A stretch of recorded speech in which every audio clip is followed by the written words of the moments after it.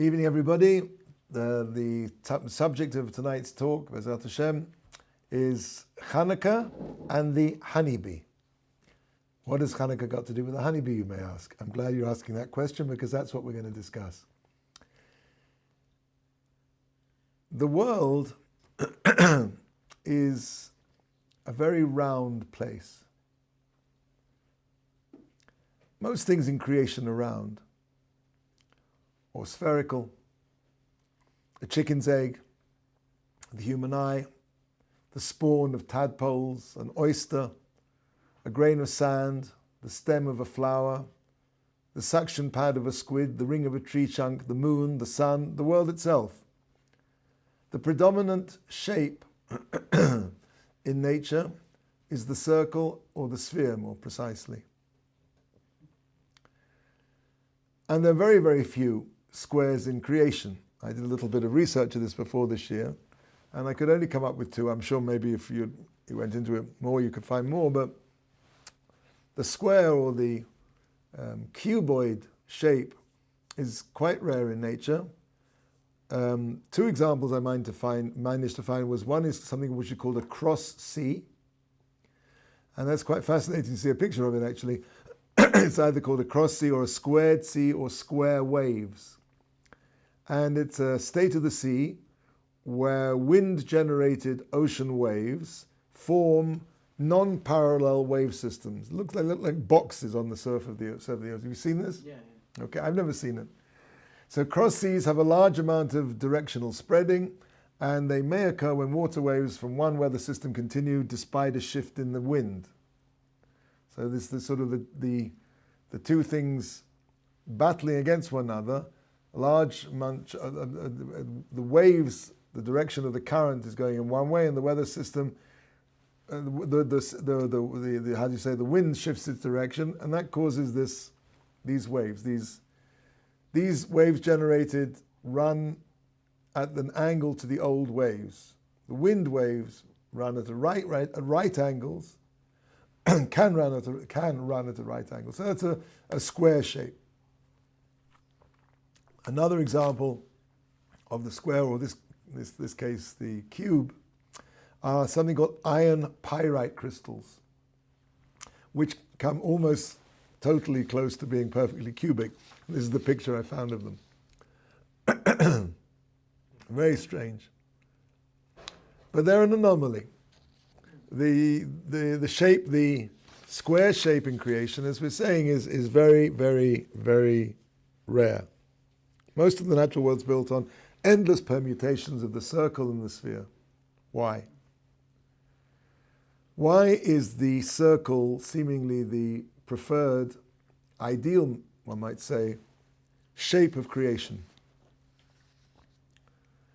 The Gemara in Yuma says that when HaKadosh Baruch Hu brought the world into existence, this is Yuma Nun Daled Amud Beis, he started off with a single point. A single point. An infinitesimal dot. And from there he drew forth the entire universe. And in point of fact, the name, one of the Hashem's names, is these Shad and then Dai. We say it's Shad Kai because it's one of Hashem's names and we don't want to pronounce it the way it's written. But that name breaks down is really an expression of Misha Omer La'olam Dai. He is the one who said to the world, die. Enough, sufficient, stop, die. Meaning that when Hashem created that point of infinitesimal point where non-existence or non-physical existence becomes physical existence, that point extruded, expanded and expanded and expanded, and theoretically would have gone on and on and on until Kadosh Baruch Hu Amar, die, enough. Ad kan, to hear and no more. If you take a point and you expand it in all directions, you get a circle.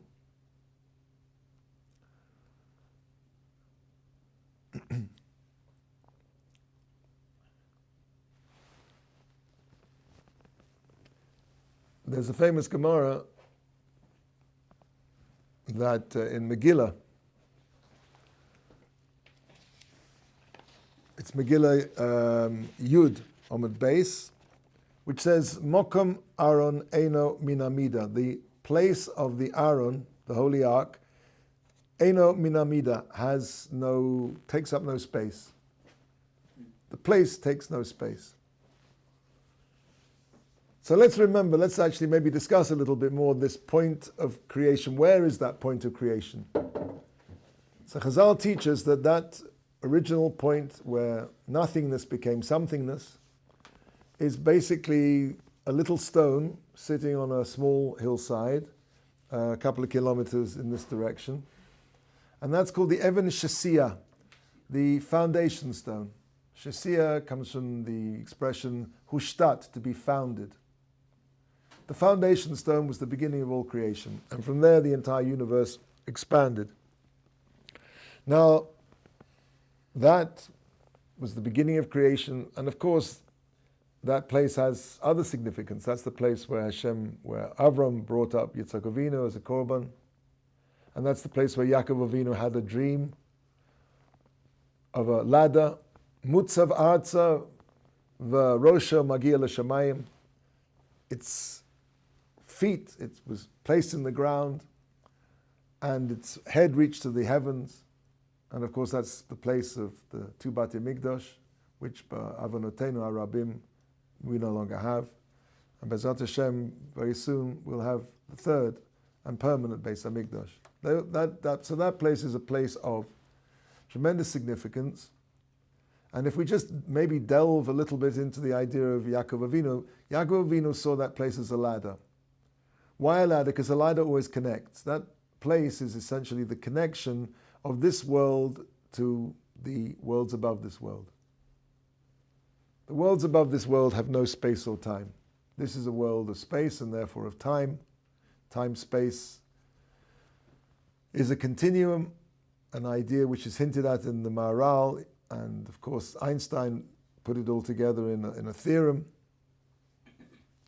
E equals mc squared.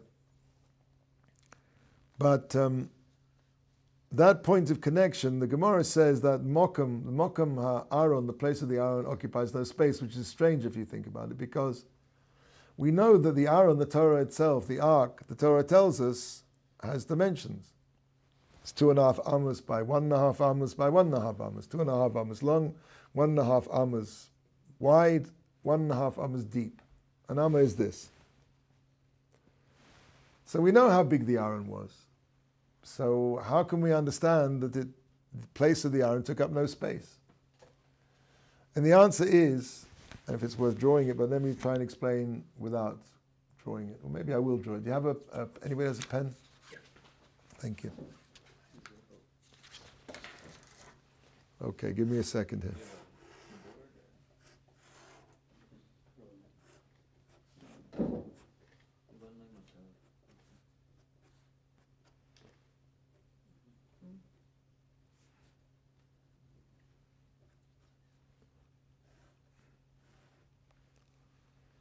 Okay, here we go. My basic algebra. I don't know if you'll be able to see this. Okay, so let's say this is a plan of the Kodesh Kadoshim, the Holy of Holies, where the Aron HaKodesh rested. Okay, now, so that's it should be square, but it's not. But this is the Kodesh Kadoshim, and this should really be in the middle. And this is the Aaron, sitting there in the middle.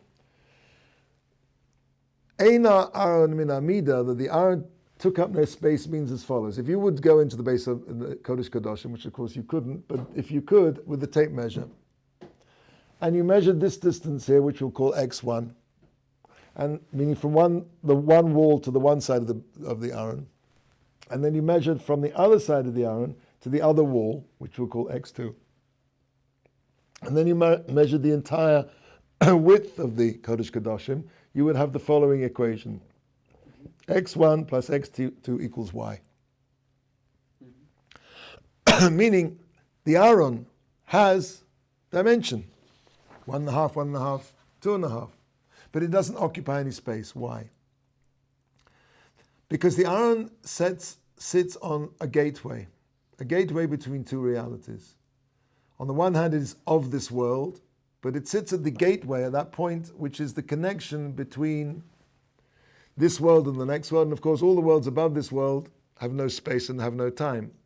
And therefore, even though the Aron has dimension, but it takes up no space. It's a perfect combination of those two aspects, of the physical and that which is above the physical.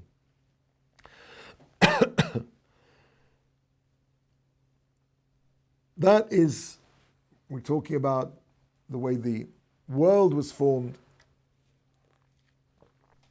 a dot which becomes a circle and gets bigger and bigger and bigger. So in a sense, one could understand that the essential shape in creation is therefore the circle, because the circle, all creations, certainly all creations, but most creations reflect their source. And because the source was a dot, the most prevalent shape is the circle, the sphere. The square, the rectangle, and other rectilinear shapes are the hallmarks of man. Why? Because quite simply, it's much easier to build with straight lines than with curved lines. I mean, even though you see modern architects, people like Frank Gehry, and they have this building in London called the Gherkin, and nowadays architects seem to be much more comfortable with non-linear shapes. But for sure, the easiest way to build anything is in straight lines. You want to build a box, 4 pieces of wood or 6 pieces of wood, whatever it is, it's going to be much easier than trying to make curved shapes. Man finds the straight and narrow, so to speak, much easier. It's much less demanding technically, and it's much less expensive. If you think about it, why is it more difficult for man to build a circular object than a square one? If the natural world is patterned on the circle, surely the circle should be the natural shape of man's works as well. Of course, it's so self-evident to us that the straight line, the rectilinear, is more convenient for us. But if you think about it, why is that? What does that mean? The circle should be the paradigm and not the square.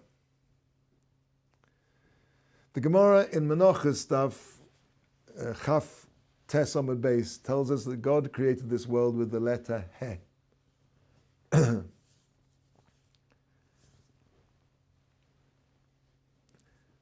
He.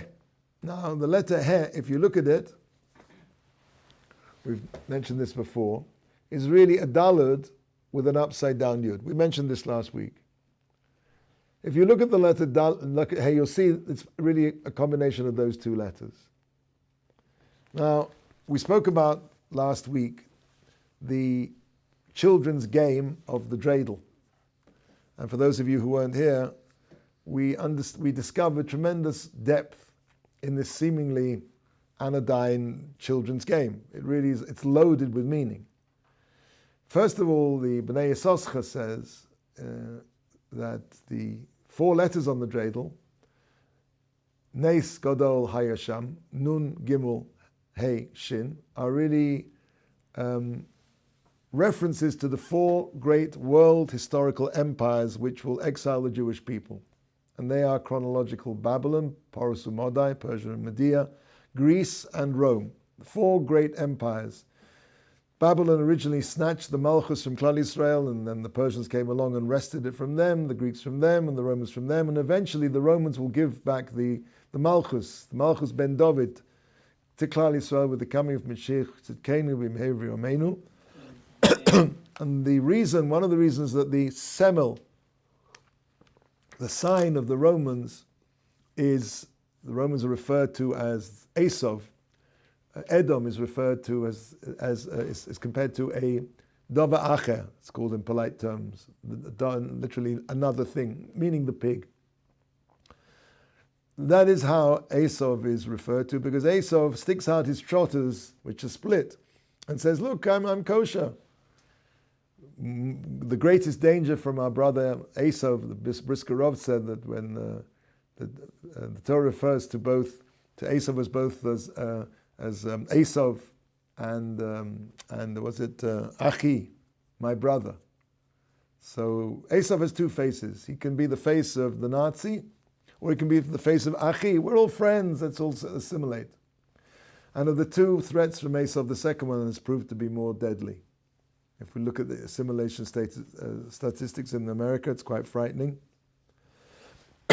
So Esau is compared with the pig. But the word in Hebrew for pig is chazir. And on a deeper level, the reason why they're connected with the chazir is because they eventually are the nation which will be machzir. They will return the malchus to Klal Yisrael. So coded into their name is this idea that they are the ones eventually who will return the kingship, Malchus ben David, to Klal Yisrael with the coming of Mashiach, when everybody will realize who the Jewish people are and who we always were all the time. So those are the 4 exiles. And the Bnei Yissaschar says that the Nun, Shin, Gimel, Hein, Neis Gadol, HaYasham really refers to each of those 4 exiles. The Nun refers to Nefesh, which is Babylon. Babylon destroyed the Beis HaMikdash, which is a connection between us and the Kodesh Baruch Hu, which is encapsulated in the idea of Nefesh. Why? Because the Korbanos are on the level, of course we can't go into the whole thing now, of the Nefesh. As it says in the Pasuk, Nefesh ki secheta, a soul, a person, but it's referred to as a Nefesh, will sin, and will bring a heavy Korban LaHashem. The Korbanot, of course the word Korban has to be understood. In English it's always mistranslated either sacrifice or offering. It's not a good translation. A sacrifice suggests I'm giving something up. An offering suggests that I'm bribing you. And of course, that's the non-Jewish idea of sacrifices was like that. I'm giving something up, and I'm offering to the sun god. It's a kickback. I'm buying you out.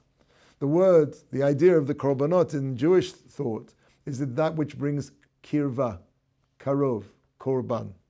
They bring closeness to Hashem. So the Babylonians, by destroying the Beis HaMikdash, severed that connection, which is the level of Nefesh, and that's the Nun on the dreidel. And then the next exile is the exile of Paros U'Modai, which is Guf, Neis Gadol, Gimel, Guf. The Persians wanted to destroy the last Jewish child, right? This is the seed of Amalek.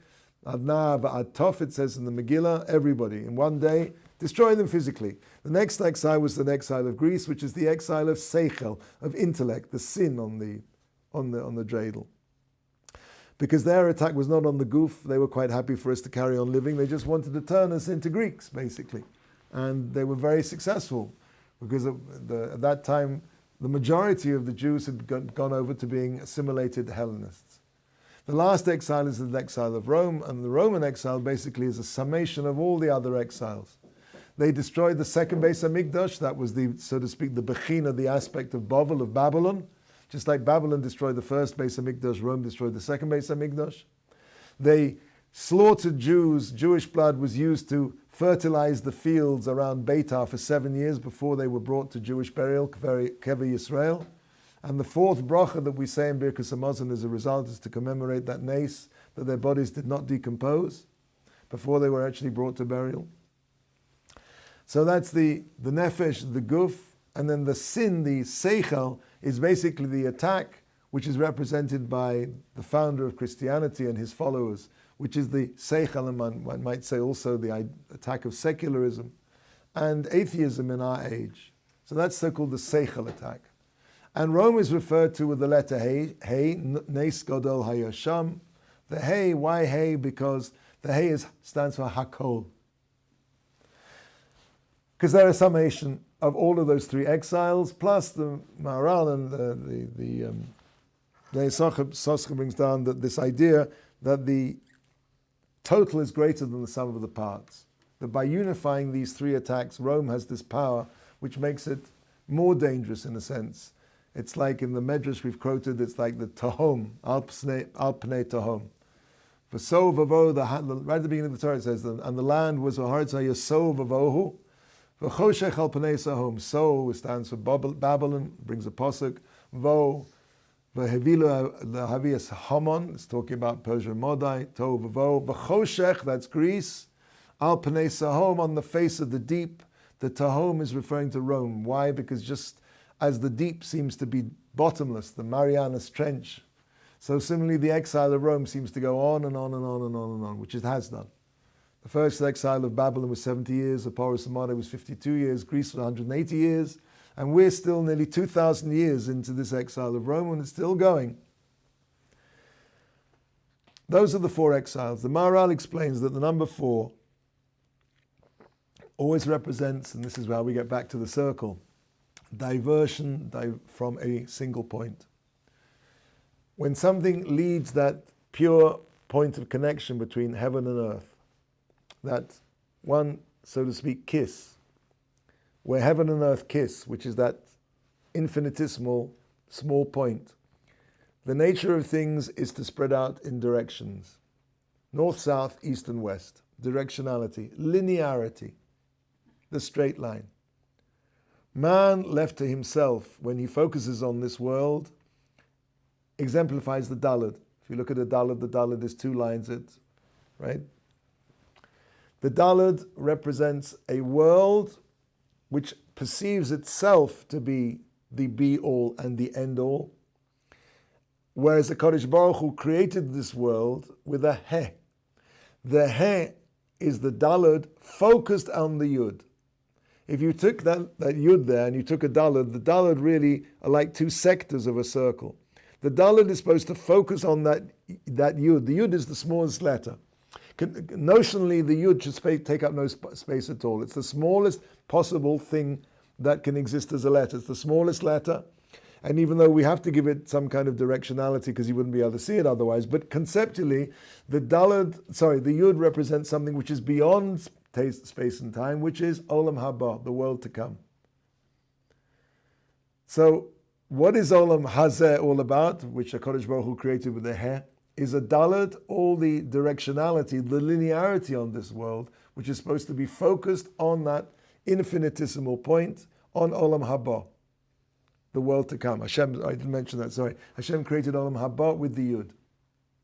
Olam Haba is represented by the Yud. Olam Hazeh, this world, is created by the Daled. Sorry. It's created with the He, and the He, this world is supposed to be a Daled focused on the Yud. I just mentioned it again very briefly. We also said that you see the Daled is the semel, is the symbol of those enemies of Hashem in this world. If you remember, the first of those enemies was the Dor HaPalaga, the generation of the dispersal. The Torah says that they built an ear of a migdal to rebel against Hashem. They built a tower, an ear and a migdal. Ear is a directionality which spreads out this way, and migdal is something which goes up and down, a tower. Ear, town, city, and a migdal. And that, I heard from Rabbi Shapiro, said in the name of somebody from a previous door, he said that is their semel, that is their symbol for all time. Ear v'migdal. So that power in the world of the Daled, the cross, is that power which basically sets itself up as a society which is self-inclusive, which understands that we don't need anything else. That was the milchama that they had with Hashem. We don't need Hashem. We're okay. We have the technology. You're fine up there, Hashem. We want the world down here. We want to secede. That was the whole mindset of the Dor HaPalaga. And of course, it's that religion, we'll talk about this more later when we come to Asara B'Tevis. It's that religion who took God, so to speak, and made him into a man. The idea is we have everything we need in this world. Ir v'migdal. And the ultimate logical or illogical or horrendous conclusion to that extrapolation of the Daled in all its ways, if you think about it, if you look at a swastika, it's 4 Daleds. All of this we discussed in more detail last week. The point I'm trying to get to is that the whole idea of Hanukkah, the symbol of Hanukkah, even though it's a children's game, is we take those 4, that 4-sided dreidel, and what do? We spin it. And by spinning it, we are mevatel, we nullify its directionality, and we return it to the circle, to that little yud. We make the Daled focus on the yud. We make the directionality, the linearity of Olam Zeh, and we focus it as it should be on that yud, and we make the he. The spinning of the Daled produces the Yud, which makes the He, which makes the ideal way that this world is supposed to be. What's this all got to do with a honeybee? Okay. Excuse me. Sorry.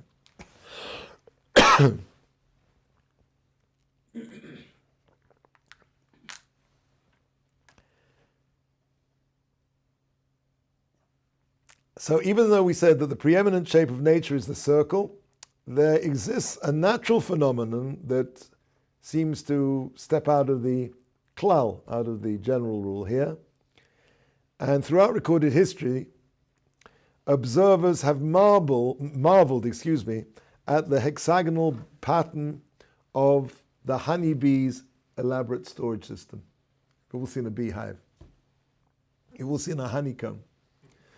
More than 2,000 years ago, the Greek scholars commented on how bees apparently possess, quote unquote, a certain geometrical forethought in achieving just the right of enclosure to hold the honey efficiently. In the 19th century, Charles Darwin described the honeycomb as a masterpiece of engineering that is absolutely perfect in its economizing labor and wax. So, needless to say, from our point of view, the honeybee will not be receiving a Nobel Prize this year. Basically, what he was saying without realizing is, it was a tribute to HaKadosh Baruch Hu, how Hashem created a beast, an animal, so with such intuitive wisdom which was given to him to create this shape of the honeycomb. The honeycomb is a hexagon. If you will, a hexagon is a six-sided circle. It's a circle with six sides. Now, why does the honeycomb seem to depart from the natural roundness of creation and lean towards the linearity that we ascribe to man? Why is the honeycomb a synthesis of the circle and the square? The answer is that the hexagon represents an ideal synthesis of form and function. If the honeycomb was round, so think about it, you put all those round honeycombs together, there'd be a lot of wasted space between the cells. And also the whole structure would be much weaker because the point of contact between the separate cells would only be where the two circles kissed. Let's take it a little stage further. Why stop with six sides? Why not have eight sides? So if the honeycomb was octagonal, which would be, let's say, closer to the ideal circle of creation, then the modules wouldn't interlock. Try putting 8 side pieces together. They don't interlock. There'll be some space between each cell in the honeycomb. And thus, the hexagon is this perfect blend of the circle and the square, the ideal synthesis of function and form of this world and beyond. The world beyond is a world of form, of ideals. The world that should be, the Yud. This world is a world of function. The Magen David, perhaps the Rabbi was going to mention it, but inside of the Magen David there is an hexagon. Wow, okay. Yeah. Thank you very much. Yeah. Inside the Magen David there's a hexagon, okay, needs to be thought about. If the Rabbi yeah, no, I mean, I'm not denying that that's the truth. I'm saying the symbolism of that, the idea of that needs to be thought about.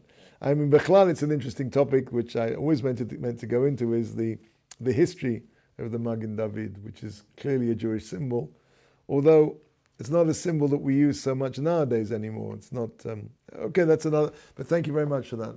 I'd like to explore that. Okay, so the hexagon is the perfect blend, the perfect synthesis of the circle and the square, a perfect blend of form and function, a perfect synthesis of this world and the world beyond this world, of function and form. There's a Platonic concept that everything in this world has an ideal form in the world above. Why? So the next question is fine, very good, but why the honeybee? Why was the honeybee, of all creatures, chosen to express this synthesis of form and function, circular and linear? Form and function, circular and linear, this world and the world to come. Now the bee is a unique creature in halacha because itself is not a kosher creature, but its produce, honey, is. the only creature that I'm aware of that it itself is not kosher, but what it produces is. In other words, the honeybee represents the transformation, the synthesis, if you like, maybe transformation is better, of that which is osa, prohibited, to that which is muta, permitted. In fact, the word asur is better translated as bound. Matir asurim, we say it every morning, who unleashes the bound. The idea in the deeper sense of what is asur is it's axiomatic that nothing can exist unless it has a certain spark of kedusha, a certain kind of godliness to it. Even things which are tameh, which are asur, could not have any kind of existence unless there was, at some level, however distant, the Ratzon Hashem for that thing to exist. So when we talk about something which is asur, we talk about it being bound, which means whatever kedusha, whatever holy spark that it has to contain in order for the thing to exist at all, is inaccessible to us. It is asur. It's bound.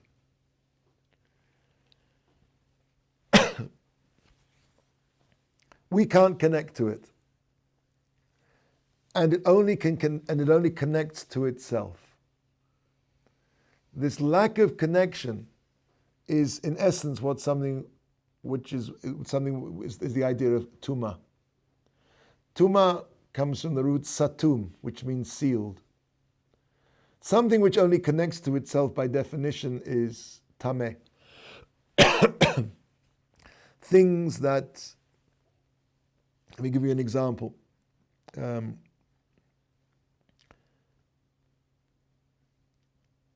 Tumor always results from the failed potential of connection. Where connection was possible and it didn't materialize, this results in tumor.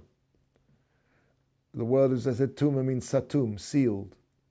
Have an idea maybe that we'll have to ask Rabbi Greenblatt, who's an expert on words. But I have a feeling that the word in English, tomb, is from the word satum, which means sealed, because a tomb is sealed. And interestingly enough, the greatest form of tumor in halacha is a dead body. Now, we're not talking about contagion, we're not talking about plague, we're not talking about disease. We're talking about spiritual tumor, impurity. Why is a dead body the greatest source of tumor that can exist? Because it is failed connection. The life is no longer connected. We don't see the life anymore. There's a pasuk in Devarim that says, Machatzti v'ani erpa. Kodesh Baruch Hu says, Machatzti, I have slaughtered, I've struck down, I've destroyed. V'ani erpa, and I will heal. You can darshan Machatzti, I have struck down, as Machitzati.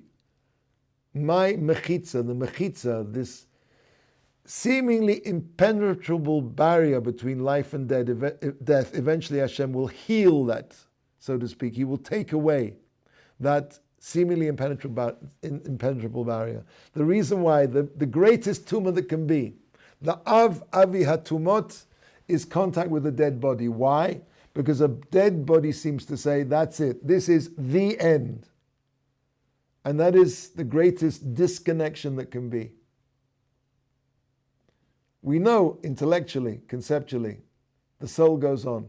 But what we see when we see a dead body, and that's a cadaver, that is the tumor, is the sense of that the connection has come to an end. That is why a dead body is the aviatumus. Other kinds of tumors are, for example, lashon hara. That's inherently tameh.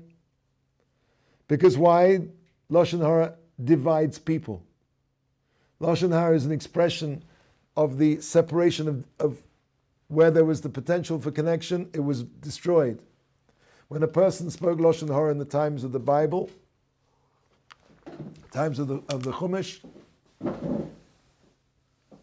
his speaking lashon hara would cause visible lesions on the skin, called tsaras, mistranslated as leprosy.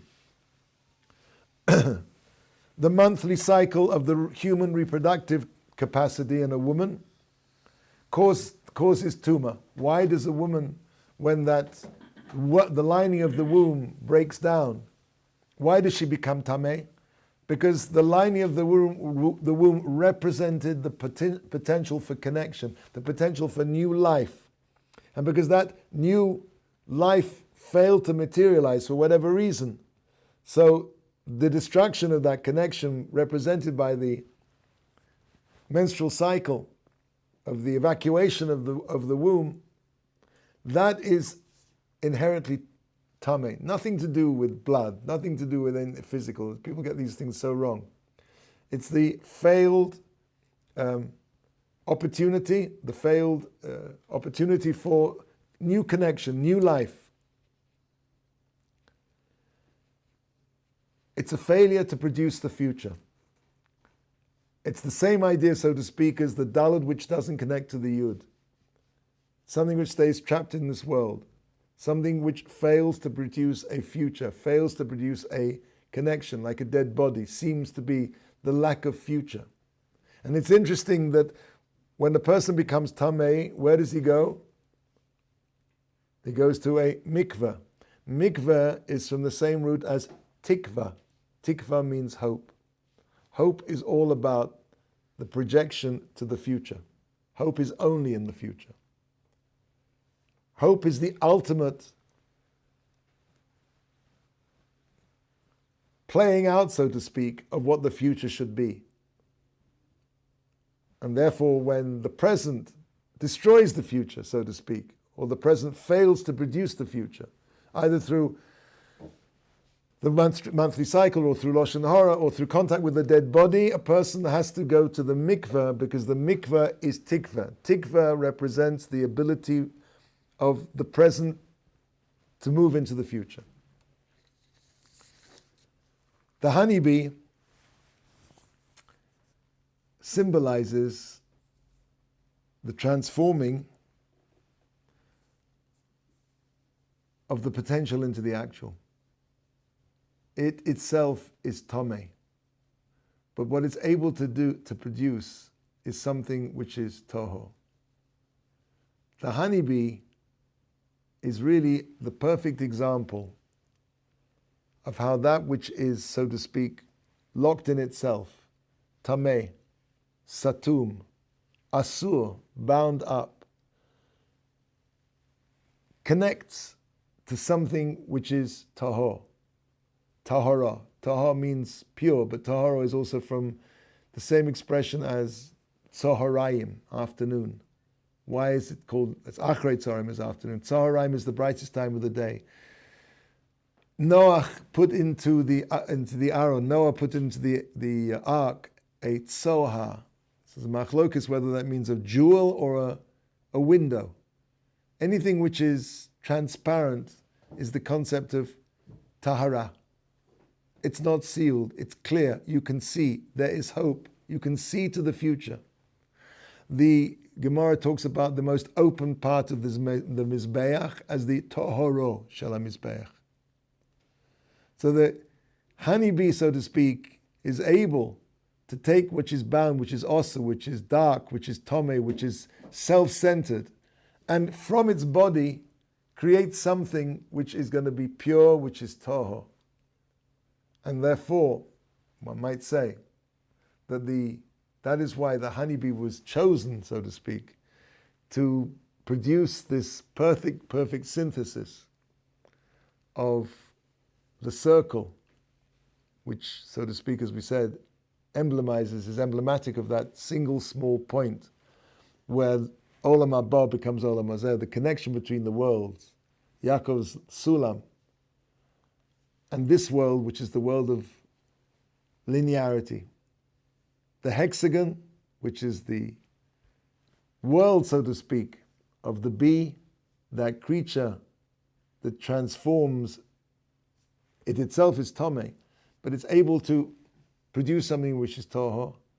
That is why it's that animal, maybe one can say, that was given this job to create this shape, which is a perfect encapsulation of the synthesis of the circle and the square. And as of course, as we said, this is how it plugs into Hanukkah, because the four nations, which are the enemies, so to speak, of the Hashem Echad, the unity of Hashem, that children's game takes them, literally spins them, and creates reverses. That linearity, that directionality, to express that point, the still point in the turning center of the circle, which is Hashem Echad U'Shmo Echad. Okay.